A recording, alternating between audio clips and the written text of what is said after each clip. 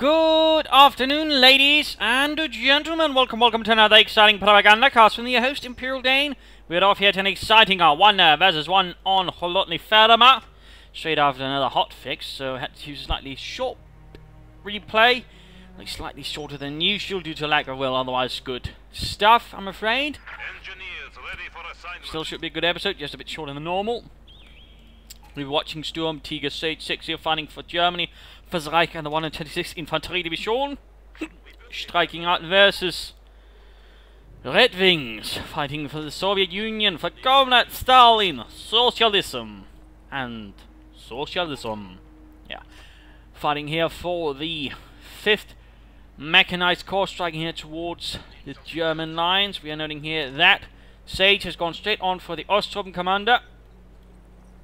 With the Osttruppen spreading out here, maybe not what I usually recommend doing with them. Generally, I'd recommend keeping them together so you can sort of work together for a bit sort of better effectiveness. But that is ultimately Sage's decision. Otherwise, they're not opting to sort of be able to actually grab a lot more territory initially than his opponent, using the power of the Osttruppen, the Hilfswilliger, and that little badge they have there actually is from the Russian Liberation Army.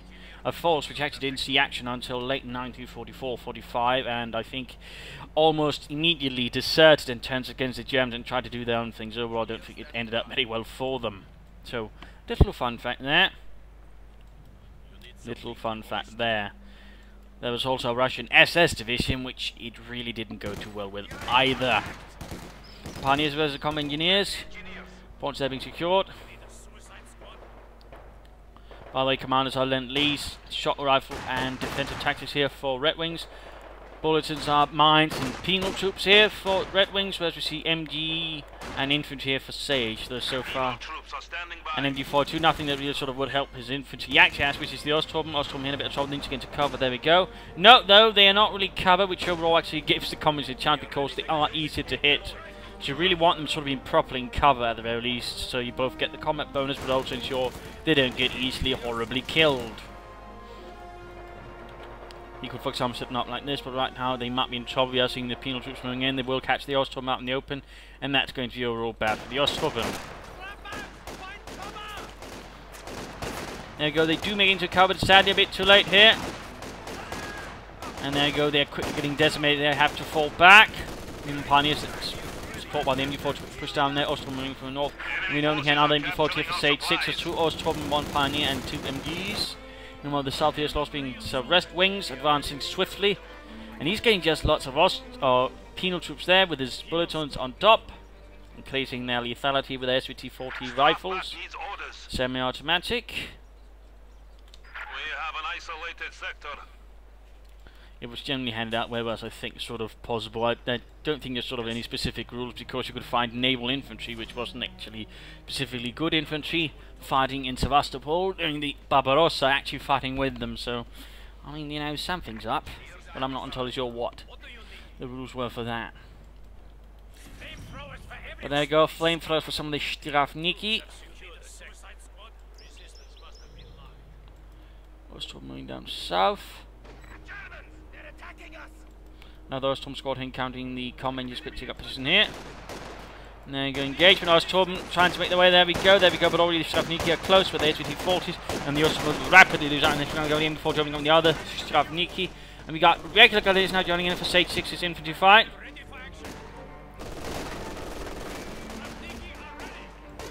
There we go, they managed to push back the Pioneers there. MG42 needs to set up. Osttruppen remaining here, hiding, going for the territory right there, flanking in here. And actually turning it. Oh, he moved straight into the arc of fire here. That's been unfolded there for RedxWings. And there is a slight talk on that. And Sage6 revealing himself to apparently be some kind of Pythagoras. I know the angles, mate. So there we go. He out-angled his opponent there. Grenadiers turn up, or MG42 couldn't be able to trouble over the Strafnik inside the building. Grenadiers thinking about the cannons rolling behind the bushes.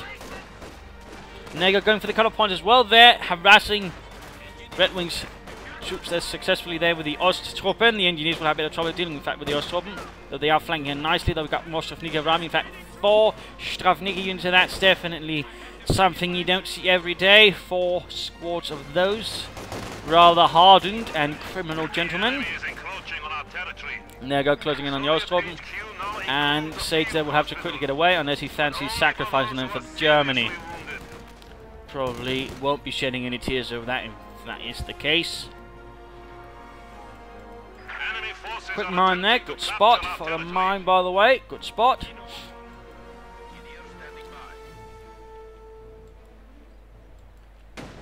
And setting up S mines in the centre to make any approach through here a bit more painful and difficult. Not a bad idea either, not a bad idea either.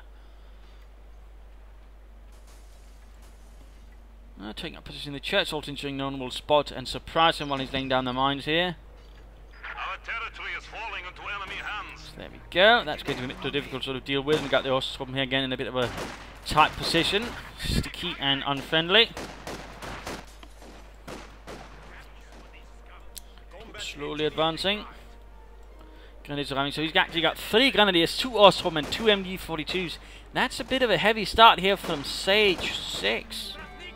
That's definitely one of the heavier starts I've certainly seen sort of in Tier 1 for quite some time. Interesting to note, by the way, not what you usually expect to see of anything. Normally by now they'd have teched up by this point as the Wehrmacht, but apparently Sage6 has other plans in mind. They might want to consider reaching the Pioneers, and that unless he fancies they don't have a mind. Came out of the pressure overall well. Still no sign of any tagging here from Sage.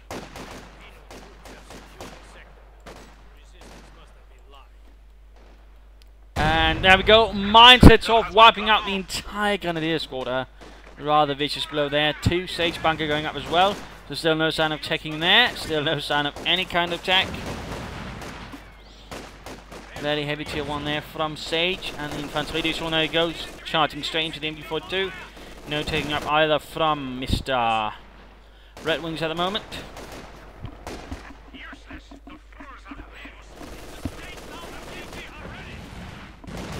So that advance here up from centre to north. Good job there, outflanking, pushing away the Ostrom. At the same time, the assault there has rather heavily failed in front of the MG42.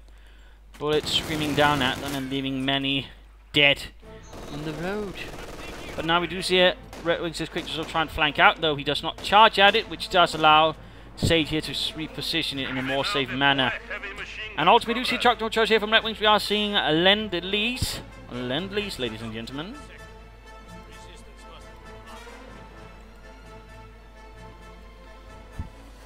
However, shall Sage here react? And there we go, we got a Dushka ramming 4 RedxWings.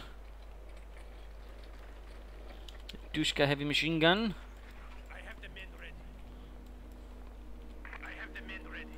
You need us. The sector is at risk. Territory being swapped away here and there. What could Sage be thinking? Is he going for heavy Tier 1 then playing straight for Tier 3? Maybe sensing he might have a chance here. What is going on here? The enemy is taking what we have secured. But so far he's not encountering any serious issues, though of course he's having got solidly holding territory. Making a steady approach here with those Storm Grenadiers and enemy 4-2 backing it all up north is a bit lighter. There we go, assault going on in the Stravniki there, almost getting pinned down. We got another assault from tank from a further angle, making it a bit more difficult. There we go. He has checked up. We are seeing now light machine gun here for Sage6 Grenadier, increasing their firepower versus the Russian shrine. And there we go. MG42 outflanked. They won't be able to get it wiped or anything like that. Oh, he does force it off the field, leaving the north a bit more exposed into their only Pioneers and the Grenadiers. Centre make them trucks. And there we go. He did get a minefield up, by the way. Good, good. Denying Sage the fun out of his minefield there, and at the same time as all of this is happening north, basically Marine he's just stalling up north while he's buying time to harass down south. In which case, well played there by Sage. There you go, Stravniki making the approach, but flamethrowers and light machine guns turn out to be a very bad combination for their help.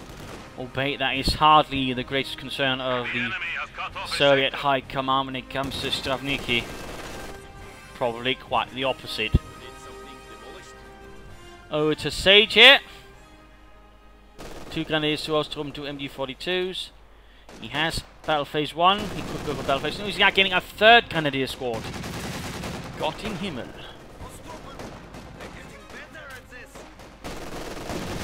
Assault down here seems to have stalled a bit. Meanwhile, there we go. The Erasmus encountered some problems. There we go. Almost got the fuel point. Almost.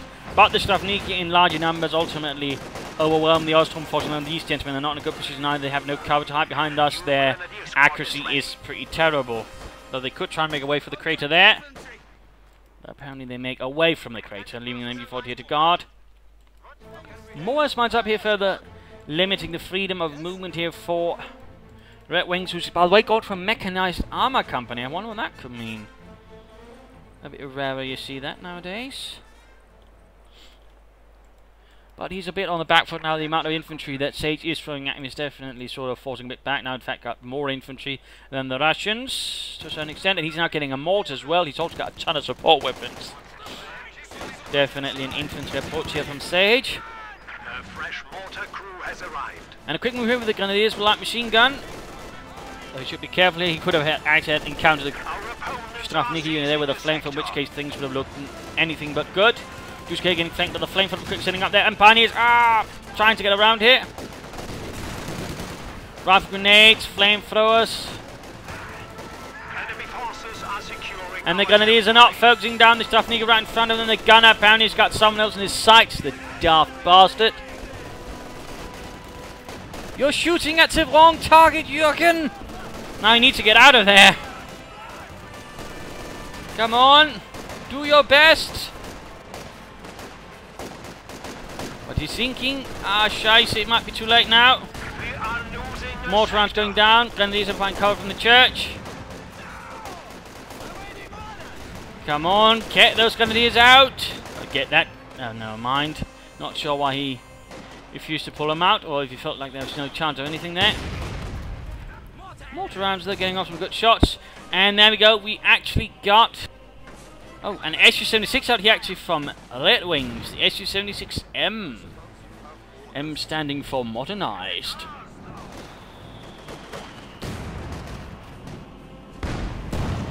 Ostrom moving ahead there. Sage now with a sort of territorial upper hand. There you go, barraging the Ostrom. It seems like Sage here definitely dodged it. Need to reinforce a bit here. More from the ranks of support down south. I'm seeing Mani to cover against a flank intercept from the north. Good, good. Maybe also protect from this building sort of being constantly rushed into. Oh, setting up a bunker, eh? Not bad. Taking up going on as well, so it looks like he's in fact forgoing the light mechanized company. Apparently reasonably confident could handle anything until he got something heavier, though he might have been caught down with his pants rather previously. He might have skipped if his opponents instead of going for T-34s. Though I think that might also say he's a slight confidence in the metagame currently, though RedxWings still managed to surprise him. Light machine gun and rifle grenade there versus the Duska, and nice shot there. MG bunker almost done here, covering the southern approach. Interesting enough, there's been no sign of an officer from Sage. I might have figured we'd benefit a bit from that. Our foes have 300 points remaining. There you go, Dietrich covering the south. Forward structure under While the Ostrom provide a bit of sort of spotting. But RedxWings already got the cure for a bunker, and that's the SU-76. Oh, close quarter barrels right there, knocking out most of the unit. Well done then. Meanwhile, on the north, engineers versus grenadiers, not going to end up well for the engineers, and they do quickly pull back, support armor company up. We got the SU-6 moving up here to knock out the bunker. Reinforcing the building. The enemy is attacking one of our forward buildings. Could go for a Stug, Ostman, or a Panzer IV. He's actually parrying it while on machine gun fire there. I think that's a bit reckless there by RedxWings, but in this case he did clear it out successfully. Bunker down. A victory for the Soviet peoples.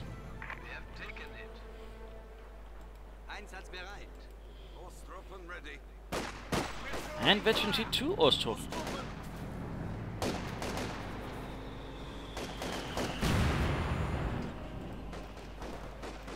Pressure continues, more mines going up there. Interesting enough, there's been sort of no further things here from the Special Arm Company, only Slavniki, no snipers or scout cars. Falling about a bit here as the pressure continues, trying to get away from the mortar's range. And they go, oh, moving into the wooden shed there, that's a bit risky, particularly if you timed the satchel charge correctly. Oh, of course, he's also got a flamethrower, so and that's not going to well. We also got the SU-76 there bombarding away as well. And it's actually time for the mid-game. And also we know about here that Sage6 has got a Sturmgeschütz on the way, adding some assault gun each to his force. Overall, though, he's got a reasonably solid infantry force in terms of kills and damage. He's slightly ahead despite the Osttruppen. RedxWings is a bit behind, actually. It's a little fun fact that's probably also related to all the grenadiers with machine guns, the MD-42s, and of course the Granatenwerfer. Though the Osttruppen also did their part in this fight. So that is good. The mine's also good, and he's of course got some arm on the way, which is also good. I mean, he was playing a bit of a risky game there, and again, had RedxWings maybe gone for an earlier tank, things could have looked a lot more different. But so far we're seeing SU-76 assault guns, which might also hold their own surprises for the opponent. Of course, the question is, how will RedxWings sort of unlock their full power? But for Mr. Sage6, I mean, getting some more Stooks would be a good idea to sort of pressure his opponent. Of course, I mean, if you notice his commanders, the CoH2 could indicate Lend-Lease for him, which might, of course, make Shermans a bit aware as well. I mean, one Panzer IV then might also be a good idea, in particular since also the SU-76, if held at a distance, can actually beat the Stooks. So, some small forts there, Panzer IV could certainly help a bit as well, though more Stooks could probably overcome that problem. And, of course, also deal quite successfully with the RedxWings infantry. So it's not like it's all bad to go for Stooks only, but a mix of Stooks and Panzer IVs I think would be a good sort of choice for Sage6 here. Also maybe laying down some more mines. I mean, he's got plenty of munitions, so mines would do him good. You know, more S-mines, Teller mines, and the likes could do a lot to make things more unpleasant and uncomfortable for RedxWings in any assault, and also strengthen Sage's defences. As for RedxWings, he's still got all of his Stravniki laying down lots of nasty pressure. He couldn't consider maybe a second Dushkan. A half-track assault group, I mean, while an option, I don't think would do him so much good here at the moment. He should also consider actually saving up here for an allied supply drop, getting some more fuel quickly, and then maybe aiming swiftly for a Sherman. Though, of course, he could consider adding in a second SU-76 right now, adding in some further bad ideas to strike down his opponent with artillery fire. Otherwise, he should probably sort of consider striking towards the north as well. They're trying to sort of overstretch Sage of the 6th, though at the same time, with the kind of force that Sage6 has, of course, he needs to be a bit careful he doesn't get completely wiped out by a good strike per pair of grenadiers, and of course soon the Stuke as well. So it's going to be a bit tricky. If he can gain Dons, of course, or the centre could probably much better control the flow of the battle here on the map, which would certainly help him out quite a bit, but I think gaining the north could also achieve almost the same in the south. Not quite as much. The keeping up the pressure is certainly going to be good, though a few more mines might also help. That would rather be my thoughts there for the time being, but back to Sage and back to the fight.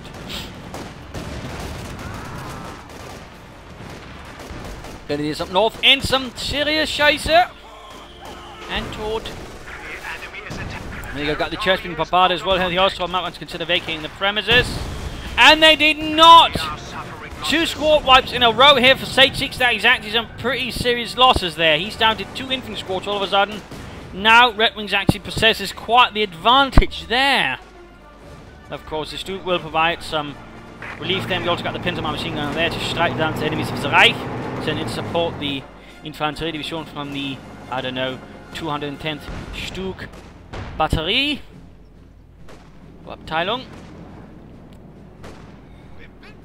Many Stukes were generally organised into independent battalions to be attached wherever needed on the front line. Little fun fact. And there you go, got the Stravniki in a bit of trouble there, so it's too close in for the kill. Ostrom doing what they can, though, probably their morale strengthened by the appearance of superior German armour. If it could hit. But there you go, machine gunner got a few more kills. Ostrom Munchkins have fallen back before they are lost as well, and he could consider calling in some Osttruppen as well as some Canadians to sort of replace him for loss. And he lost the Osttruppen! Ach, Scheiße. Panzer IV is well on the way now. Still more infantry should really be considered here. He's actually putting himself in a slightly dire position here, Mr. Sage. He might have gotten a bit too overconfident, and the prices on the way to be paid. And he actually retreated here. I'm a bit surprised at that. The second SS-76, by the way.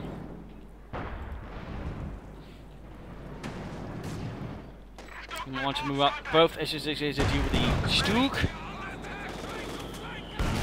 Barrage on the way. Interesting, SS-6 not moving up to support. Would have figured he might try that, but apparently not. Instead he remains fouled with the Strafniki right from the Stug. Firing away, trying to get some damage and kills done. He's actually trying to bombard, I think, the more... So here with the SS-76, getting off a few good kills there. Close, but not quite. Will Sage retreat in time? Doesn't look like it. He feels very confident that the Russians won't get the mortar. Strafniki actually charging in. The SS-6 still not providing support versus Stu either. I do think that's about... Well, we did get the mortar crew there, so now Sage is actually suffering heavily, but interesting enough, RedxWings is not pursuing the stronger shots with the SS-6s. I mean, he could easily engage it from safe range, not having to worry about it. Now, in fact, it might be too late there as the Panzerkampfwagen arrives to support Sage's stronger shots. So I think that could have gone a bit better there. The handling maybe a bit rough. More guys on the way. I mean, Sage6 is really taking some heavy losses. He needs to quickly replenish those losses resulting here. That's RedxWings actually flowing a bit of resources for the time being. It could consider some caches if that is what he wanted. Now the Duska, more units, a sniper. I mean, a lot of options there would be good for him at the moment. Panzer advancing. SS-6s could have provided a bit of covering fire there, I think. In particular with, you know, focus sight. Not focus sight, but tracking. Seems like he's getting a bit worried. And losing a chance to do some serious damage to Sage's Infantry. We've seen some fresh replacement Ostrom on the way. New units are ready to deploy.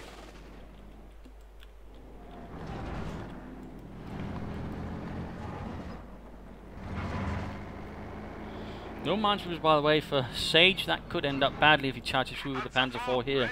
In which case the Stug should have a good chance. Or the SS-6 should have a good chance. There we go. Opening up on the advancing Stormgeist, charging a bit madly in there and getting off some good shots. Down to half health already, just 2 shots. I mean, had he been a bit more aggressive, I'm pretty sure he could have gotten that Stug pretty swiftly, since the SS-6s also possess a good rate of fire on top of their range and decent penetration. But they're going to take the outpost now, and they need to get out there to continue to kill. 9 kills, good. Gutes Arbeit, Leute. And over here to RedxWings. Getting very close to being able to get that Sherman, and there you go, Panzer IV advancing. Engine damaged. Scheiße. Tracking on. Need to be careful here. There you go, almost down to half health. We've got veterans, E2 increasing the damage actually and accuracy. Panzer IV though standing a bit better chance of actually bouncing the shot, but apparently not hitting.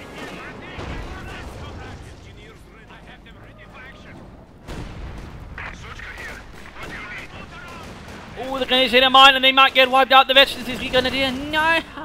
One step closer to Berlin. Another Strafniki is dead. Sage needs to be a bit more careful with his losses. We're seeing a fuel cache going up, and they also got the Sherman now available. Machschnell, or whatever it is in Russian. Machschnelski. And there we go, Sherman arriving. 50 caliber on the way as well.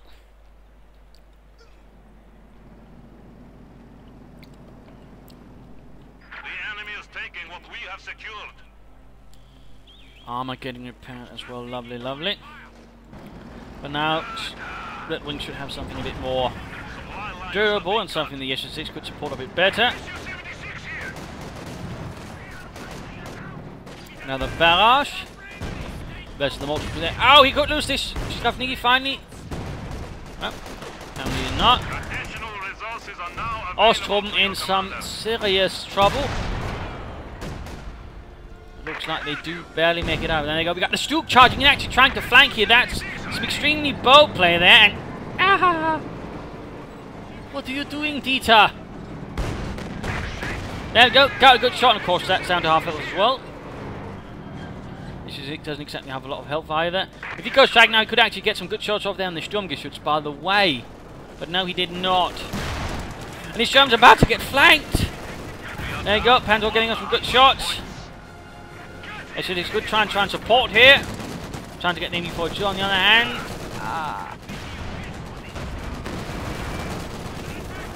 Vetch's one there, he got the MG42 but got the Panzer IV, they're blitzing in whilst the Sage6 not moving support. Schnell. Whatever, make haste. We got the Sturmwing down as well, the Sage6 a bit too slow there, he got the Panzer IV flank though. There you go, Sherman sadly a bit too slow. We have lost one of our armored vehicles. I think that could have been executed a bit better there by RedxWings.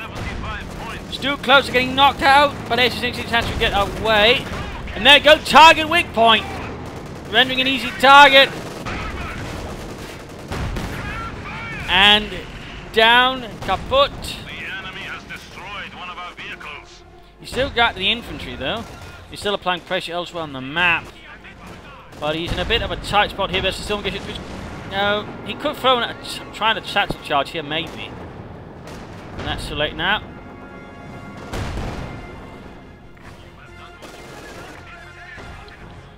Now he can call in the supply drop and I hope he gets enough fuel, or at least gets much closer to the amount needed to call in another Sherman here. Victory is slipping from our grasp. We have only Oh, Panzer IV hit a mine.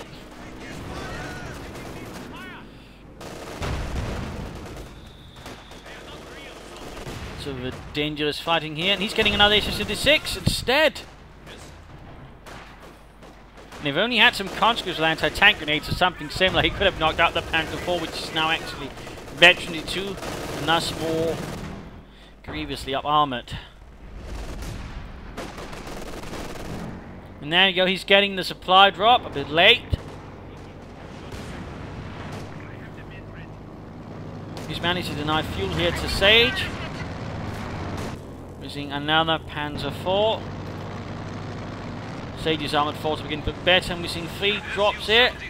ready for action. Not all bad. But I fear not quite enough considering the situation. Enemy forces are capturing our supplies. Could of course call in another Sage6.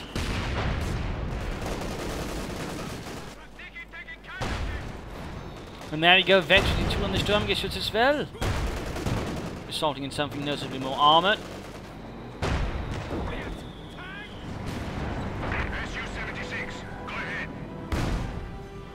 Close quarters battles there. We are losing territory. Not really good shooting there, Yuri. Accuracy is for fascists, comrade. We have been reduced to 25 points. Failure is not rewarded. But yes, this is not looking good, comrades. As Sage pushes forward there with an armoured column. Eventually 2 Panzer IV almost ready as well. And there you go, engine damage on the skirmishes as it crashes straight into a mine here.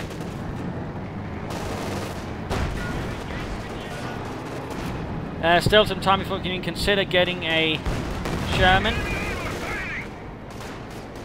Might be too late by then. Victory points are not looking good either.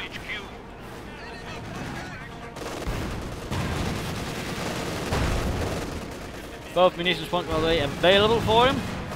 Still some time off, we can call in another munitions drop. And now the Vetchi 2 Panzer IV marches forwards for everything else.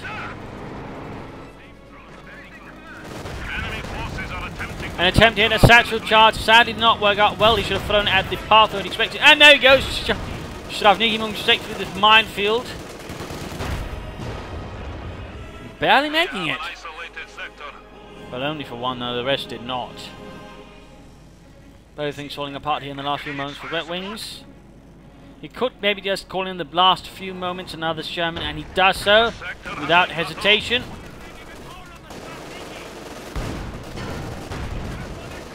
Shots fired there, no sign of tracking. He really should consider tracking a bit more. Maybe there's some misclicking, I don't know.